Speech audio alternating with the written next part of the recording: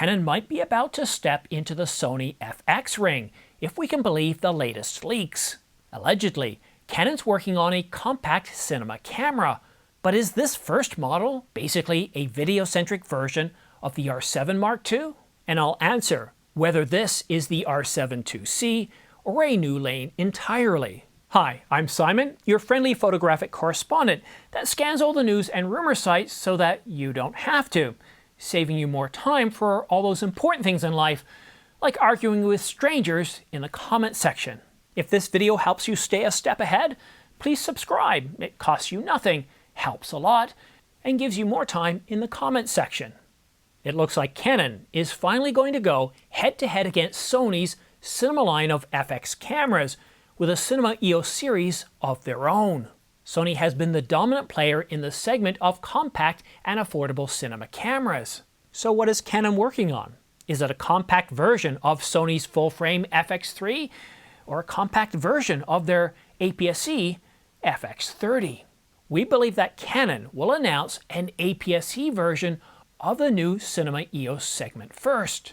This makes an awful lot of sense, as Canon already has several cameras aimed squarely at the FX3, the R5 II and the R5C, though it does make us wonder where on earth, because we're due for an R5C too.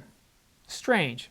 Anyhows, we have the lowdown on the date, and it's actually next month. The Cinema EOS announcement's going to be in the first week of September. The IBC 2025 trade show in Amsterdam begins on September the 12th, and they're likely going to want to show it off.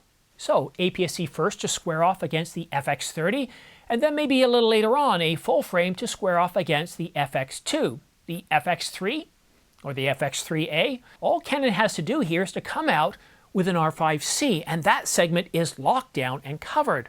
Now the question everyone's asked is this just a cinema version? This new compact camera, this APS-C camera that Canon's supposed to be announcing, is it just a cinema version of what the R7 II will be? The short answer, no. Well, not exactly. The long answer is, think siblings, not twins. A Canon body lives and dies by codecs, cooling, input-output, monitoring tools, and consistent set behavior. Hybrid DNA might appear, but the mission is different. I love a stills body that does video, but on paid work, I prefer a cinema camera that behaves like a camera, not like a toaster with ambition. We're not going to get into a rabbit hole of microspecs here. We're going to give you a clean projection of an APS-C, a Canon APS-C Cinema EOS camera that would have credibility to rival against the FX30 and arrive in late 2025 or early 2026, based on what Canon Rumors is telling us. We looked at the specs of the FX3 using 6-year-old tech from the A7S III. Then we looked at the FX30, an APS-C version of the FX3, and finally we took a look at the rumored specifications with the R5C at the top end. And when I say top end, this Canon compact cinema camera isn't going to come anywhere close to the capabilities of the 5 series, the Mark I, the Mark II, or the cinema version. Okay, are you ready? Well, let's take a look at the sensor. Now, it's going to be fast. It's going to have a video-tuned stacked APS-C sensor, a Super 35 sensor, and 4K up to 120 frames per second, although we do expect that there could be some sort of crop here. Canon's done this. Now, maybe a Super 35, I don't know. This is just speculation based on what we've seen Canon do before. And as far as resolution, well, we think it's going to be right around that 32 or 33 megapixels. Now, it's got to be fast, and it's got to have a solid dynamic range. It's going to have Canon log, most likely Canon log 3. Now, Canon log 2, that's unlikely, but we do expect a proper LUT workflow for monitoring and recording. Now, for codecs and RAW, we expect a robust H.265 or XFAVC in 10-bit and 4-bit, as well as, when we talk about 10-bit, we're talking about 10-bit 422. 12-bit RAW for external over a full-size HDMI. Well, that's likely, but again, if this is a really compact camera, we might go back to that micro. I hope not. Canon, if you're listening, at the very least, give us a mini. Internal Cinema RAW Lite is reserved for the top tier. In terms of storage, expect dual UHS 2 card slots like the C80. And that's fine for most, as is All-I and Long Up. Now, a little bit of a tip: if you're shooting water or fast action, shoot all eye. If you're shooting talking head videos like this, well then, long up. Now, as far as raw internal, well, that would be a stretch at this tier. We don't know the price point, but yeah, I wouldn't expect raw. Now, for autofocus and subject tracking, dual pixel AF2 with subject detection and improved tracking and prediction with a Digic accelerator chip. And IBIS? Yeah, I wouldn't really bet on that if this is really an entry-level camera, like under $1,000 entry-level. But going into the low end of the cinema market without IBIS?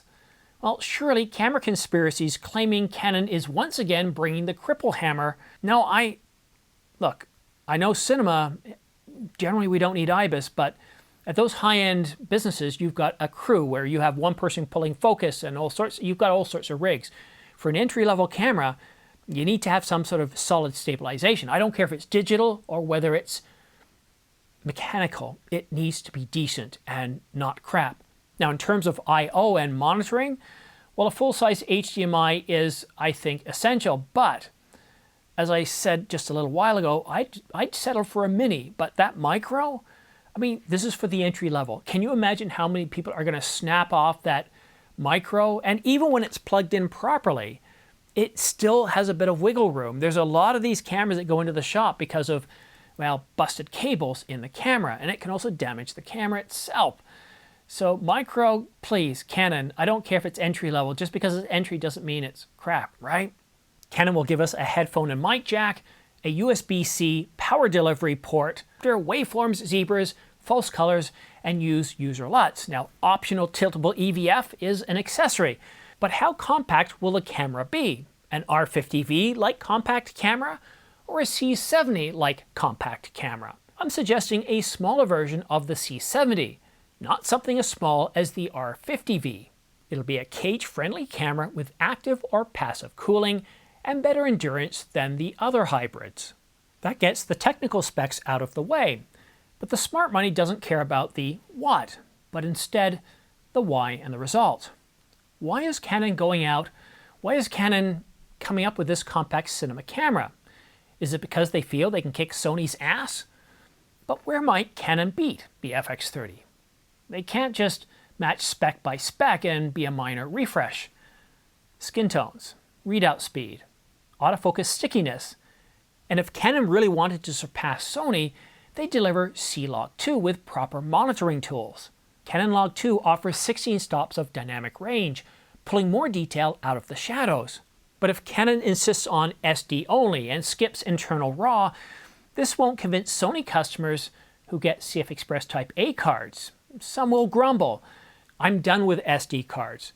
They're too slow for moving content off the cards. Canon at least consider replacing SD cards with CF Express Type A. And while they do cost a little bit more, they offer transfer speeds significantly faster than what we get with SD cards. And the R7 Mark II? If the rumors of a stacked APS-C sensor and 4K 120 hold, it'll be a superb hybrid for both photographers and videographers. But the cinema body should still win on set. On-set predictability, fewer thermal issues, better I/O, and better monitoring. Hybrids can do the job, but cinema bodies make the job calmer. I'm sure it will be a great hybrid for both photographers and videographers. But a cinema body should still win on set, with on-set predictability, fewer thermal issues, better input and output, and of course, better monitoring tools and waveforms. Hybrids can get the job done, but cinema bodies make the job calm, and calm is important. If you're photography first, with some video, the R7 II, if the specs land, will likely be a better daily tool. But if you're video-centric, the compact Canon cinema camera will pay for itself with fewer workarounds, cleaner rigging, cleaner signal, and cleaner sound. The Canon cripple hammer no longer exists, and we don't expect it to come back for the next product segment, especially one that will wear the Cinema EOS badge. Good. Hold them to that, especially with dual card slots.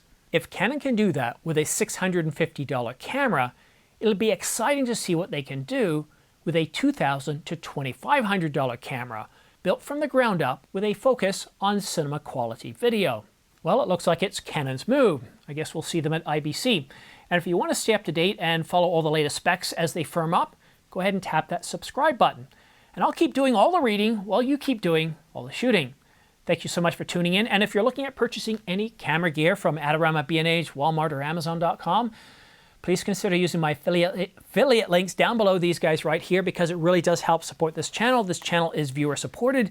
You won't find any annoying sponsorship ads. And if you actually pay YouTube for an ad-free experience, that's exactly what you get here, not a single ad. Thank you so much for watching. Have yourself a great week, and we'll see you again soon.